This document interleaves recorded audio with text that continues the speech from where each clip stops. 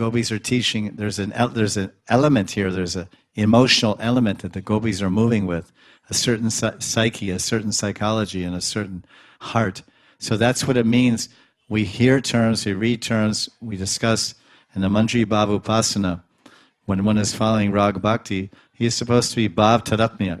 Bhav Tadatmika with the Bhav of Radharani, or your Yuteshri, like Vishaka or Lalita, or Rati Manjari, Tulsi Manjari, Rupa Manjari, or Guru Sakhi, or Param Guru Sakhi, or Radharani.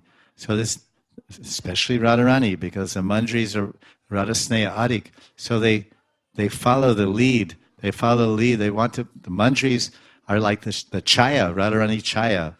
Radharani's a Vastu, and the Manjaris are the Chaya. So they're Manjaris, the Upasakas, Radha Krishna Upasakas, the Manjaris. We are Bhav Tadatmika with the heart of Radharani. We want to know. We have to know what Radharani feels, what Radharani wants. Without, she doesn't have to say. She doesn't have to speak. She doesn't even have to give some ingita. Ingita is interesting. It's a Sanskrit word, ingita, which in English means indicate. We say she doesn't have to indicate. Ingita means moving her eye, moving her brow, moving her eyebrow, or glancing. Nothing needed. The Manjaris are so much with Radharani's bhav. Her feelings, the slightest feeling of what does Radharani need, what leela she needs, what leela she want, how I should serve her and bring her to Krishna. This is the mood.